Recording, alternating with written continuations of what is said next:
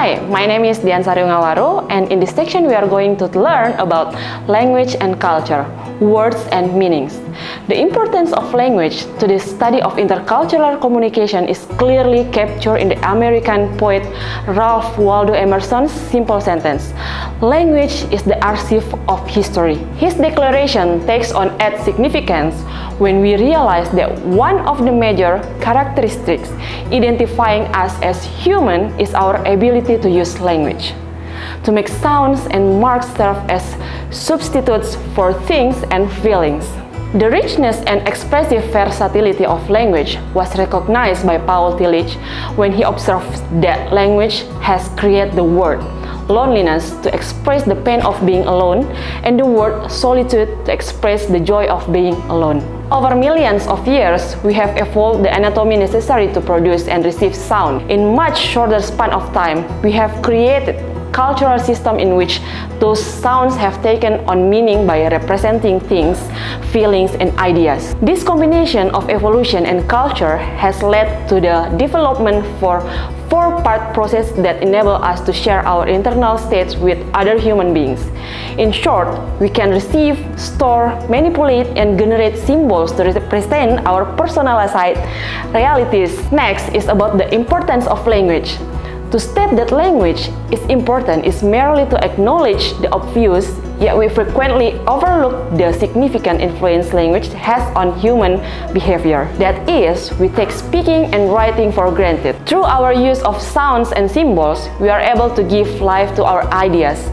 Or, as Henry Ward Beecher once wrote, "Thought is the blossom, language is the opening bud, action is the fruit behind it." Language is extremely important to human interaction because it is how we reach out to make contact with our surroundings. If we were to survey a normal day, we would soon see that we use words for a wide variety of purposes. We may use language when we first awake. Good morning! We use words as a way to unite with the outside world. Or we may use words to share an unpleasant experience and to get support from others. For example, let me tell you about the horrible dream I had last night. This example also demonstrates how we employ words to relate to the past, that is to talk about something that has already happened. We use words so that we can exercise some control over the present. Please pass the salt and pepper. We each seek for affect our environment to influence many of the daily situations in which we find ourselves. Words and how we manipulate them permit us to make those alterations through symbolized transaction with others. We also use words to form image of the future. I have to meet with Jen at work today, but I dread seeing her because I know she's going to be upset about the change I am making in her work schedule. Our word-using ability allows us to predict and describe the future. We use words to persuade, to exchange ideas, to express views, to seek information, and to express our feelings. Our ability to use words is indeed a remarkable gift. Over 2,000 years ago, the Athenian poet Aristophanes glorified the beauty of words. By words, the mean wing. Everything that we are is inside our body. Most of this internal state is an electrochemical melange residing in our brain. Our beliefs, values, attitudes, worldviews, emotions, and myriad other aspects of ourselves and personalities are locked up inside of us. We can convey some aspects of ourselves non-verbally through facial expression, gesture, or touching. Cultural diversity in language behavior is perhaps one of the most difficult and persistent problems encountered in intercultural communication. For this reason, we examine three prominent issues in language. First, the link between language and culture. Second, language translation, and the third, language diversity among co-cultures. Now we are going to talk about language and culture. We begin our preview of language by noting that it's impossible to separate our use of language from our culture.